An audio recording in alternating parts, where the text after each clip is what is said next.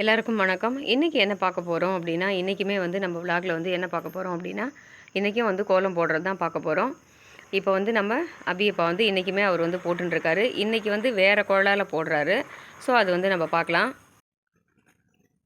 நீங்கள் அடுத்தடுத்து இந்த மாதிரி விலாகில் வந்து கோலம் போடுறதை எங்களுக்கு காமிங்க, ரொம்பவே யூஸ்ஃபுல்லாக இருக்கும் அப்படின்னு சொல்லியிருந்தீங்க. சரி, அதனால் உங்களுக்கு அதையும் வந்து ஷேர் பண்ணிக்கலாமே அப்படிங்கிறதுனால இன்றைக்கி விலாக்லேயும் வந்து இன்றைக்கி வந்து இந்த மாதிரி ஒரு நான் எந்த மாதிரியில் போடுறேன் அப்படிங்கிறதையும் உங்களுக்கு காமிக்கிறேன். இன்றைக்கி வந்து குழலால் கிடையாது, இது வேறு மாதிரி இருக்கும். அதை கிட்டக்க காமிக்கிறேன் உங்களுக்கு. அது ஒரு நிமிஷம் காமிங்கப்பா. இந்த மாதிரி இருக்கும் பாருங்கள். இந்த மாதிரி ஒரு மாதிரி ஏந்தலாக இருக்கும்.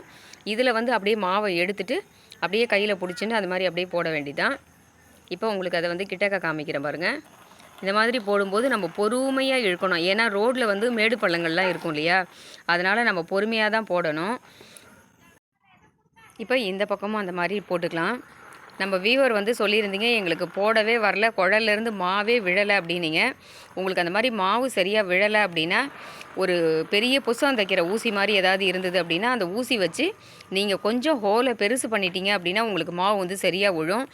அந்த கோல குழாயில் வந்து மாவை ஃபுல் பண்ணிவிட்டு நம்ம நல்லா டைட்டாக க்ளோஸ் பண்ணிடணும். பண்ணிவிட்டு இந்த மாதிரி போட வேண்டியதான்.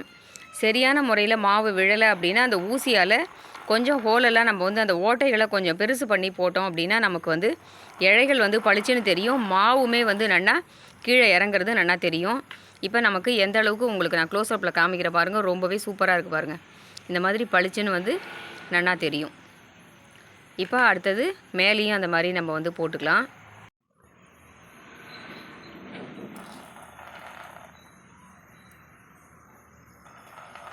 இப்போது சென்டரில் வந்து இந்த மாதிரி டிசைன் பண்ணி போட்டுருக்காரு.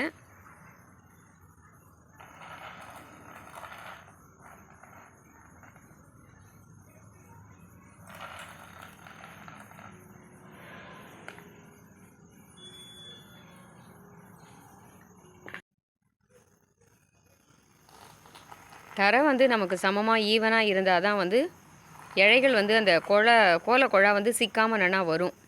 நமக்கு கொஞ்சம் ரோட்லலாம் வந்து மோடு பள்ளமாக இருக்கிற போது அதுக்கு தகுந்த மாதிரி கொஞ்சம் தடுக்கிற மாதிரி இருக்கும். ஸோ அந்த மாதிரி இருந்தது அப்படின்னா நம்ம அதுக்கு தகுந்த மாதிரி பொறுமையாக போடணும். இப்போ ஒவ்வொரு பக்கத்துலேயும் நம்ம இந்த மாதிரி போட்டுக்கலாம்.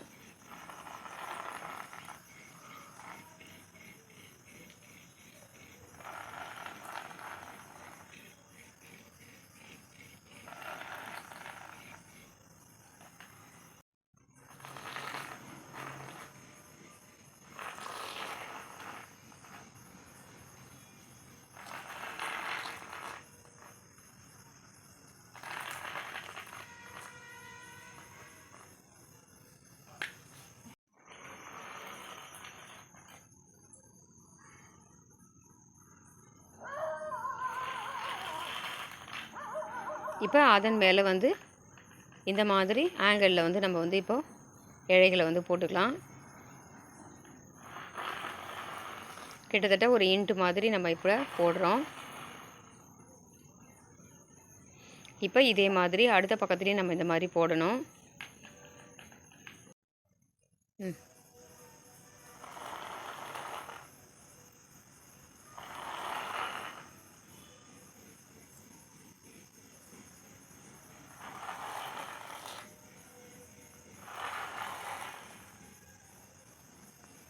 ரெண்டு கப்பு கல் மாவு அப்படின்னா அதுக்கு ஈக்குவலாக 2 கப்பு அளவுக்கு அரிசி மாவும் எடுத்துக்கோங்க. நம்ம வெறும் அரிசி மாவில் மட்டும் கூட போடலாம். அந்த மாதிரி போடும்போது கொஞ்சம் வந்து பிரைட்டு கம்மியாக இருக்கிற மாதிரி தோணும். அதனால் நீங்கள் கல் கோல மாவில் போடுறதா இருந்ததுன்னா ஈக்குவலாக கோல மாவு கலந்துக்கோங்க. 2 கப்பு கல் கோல மாவுனா 2 கப்பு அரிசி மாவு சேர்த்துட்டிங்க அப்படின்னா நல்லா வந்து கோலம் பிரைட்டாக இருக்கும். அரிசி மாவு 3 கப்பு கூட சேர்த்துக்கலாம். அந்த மாதிரி சேர்க்குற போது இன்னும் கூட நமக்கு நல்லா பளிச்சுன்னு இருக்கும்.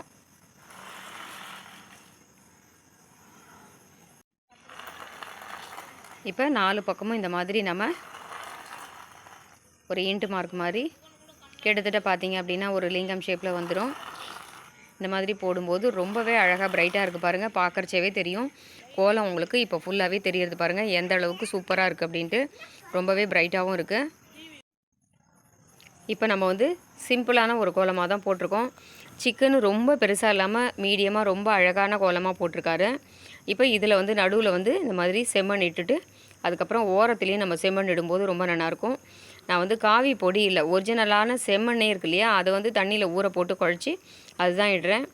நமக்கு நிறையா வந்து செம்மண் பொடியாக கூட கிடைக்கிறது, அதை கூட நம்ம வந்து இடலாம். அந்த மாதிரி இடும்போதும் நல்லாயிருக்கும்.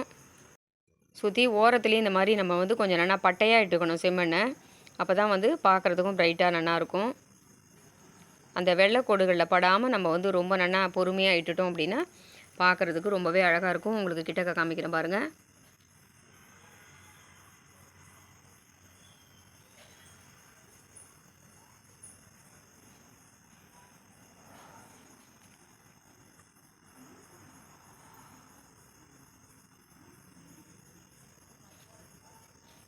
அந்த ஒவ்வொரு வளைவுகளையும் நம்ம ஸ்டெப் பை ஸ்டெப்பாக இட்டுக்கணும். விதவிதமான கோலக்குழாய் வந்து வர ஆரம்பிச்சிருக்கு. இப்போ நான் காமிச்ச மெத்தடும் இப்போ நிறைய வந்து அவைலபிளாக கிடைக்கிறது. இதுவுமே நிறைய பாத்திர கடைகள்லையுமே கிடைக்கிறது.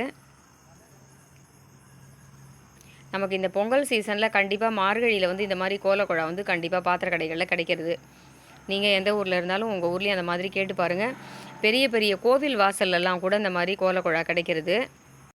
திருவண்ணாமலையிலையும் வந்து கோவில் கோபுர வாசலில் இந்த மாதிரி கோலக்குழாய் கிடைக்கிறது. நான் வந்து வாங்கினது வந்து இங்கே லோக்கல்லையும் வந்து கடையில் வாங்கினேன். அதுக்கப்புறம் வந்து வைத்தீஸ்வரன் கோயிலில் வாங்கியிருக்கேன். திருவண்ணாமலையிலையும் கிடைக்கிறது. சென்னையில் வந்து பார்த்திங்கன்னா மயிலாப்பூர் மாதிரி ஊரில் கிடைக்கும். பெரிய பெரிய ஃபேமஸான கோவில்கள் இருக்கக்கூடிய நிறைய வாசலில் கடைகள்லாம் இருக்குது பாருங்கள். அதில் பார்த்தோம் அப்படின்னாலே நமக்கு வந்து இந்த மாதிரி கிடைக்கும். ஸ்ரீரங்கத்தில் கண்டிப்பாக வந்து எல்லா விதமான கோலக்குழாயுமே கிடைக்கும். ஸ்ரீரங்கத்தில் கிடைக்காத குழாவே கிடையாது. கோலக்குழா விதவிதமான கோலக்குழா வந்து எங்கேயுமே கிடைக்கல அப்படின்னாலும் ஸ்ரீரங்கத்தில் கண்டிப்பாக கிடைக்கிறது. அதுவும் வந்து ஸ்ரீரங்கத்தில் கோவில் வாசலில் நிறைய கடைகள்லாம் இருக்குது. அங்கேயே வந்து இந்த மாதிரி நிறைய குழா வந்து கோலக்குழா கிடைக்கிறது. ரொம்ப சூப்பராக இருக்கும். அது வந்து பார்த்திங்கன்னா இரும்புலேயே அந்த கோலக்குழா இருக்கும். பிளாஸ்டிக்கில் இல்லாமல் இரும்புலேயே இருக்கும். ரொம்ப நல்லாயிருக்கும்.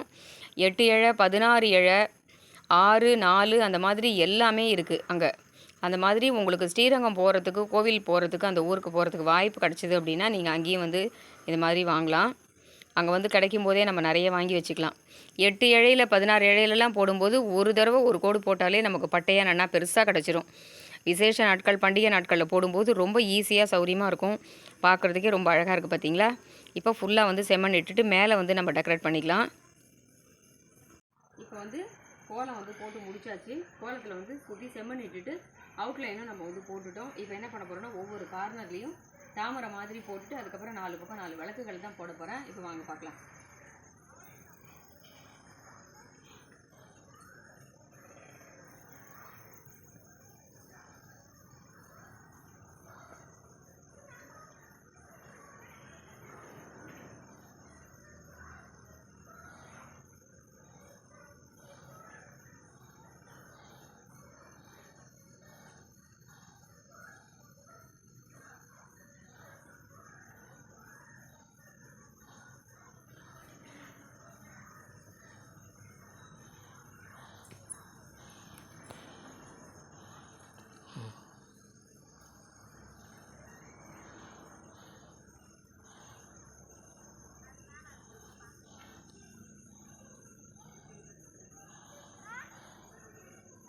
எப்போவுமே நம்ம வந்து கோலம் போட்டு முடிச்சுட்டு இந்த மாதிரி அவுட்லைன் பண்ணிவிட்டு அங்கங்கேயும் கொஞ்சம் டெக்கரேட் பண்ணோம் அப்படின்னா தான் பார்க்குறதுக்கே அழகாக இருக்கும். அந்த மாதிரி நம்மளோட விருப்பத்துக்கேற்ப நம்ம என்ன வேணாலும் பண்ணிக்கலாம். அந்த மாதிரி போட்டுக்கலாம்.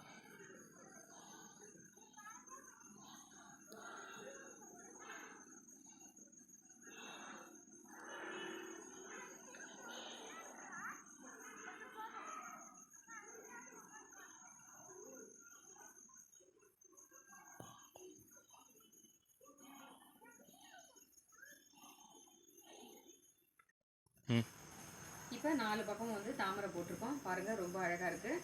இப்போ அடுத்தது என்ன பண்ண போகிறோம் அப்படின்னா சுற்றி 4 பக்கமும் நம்ம வந்து விளக்குகள் போட்டுக்கலாம்.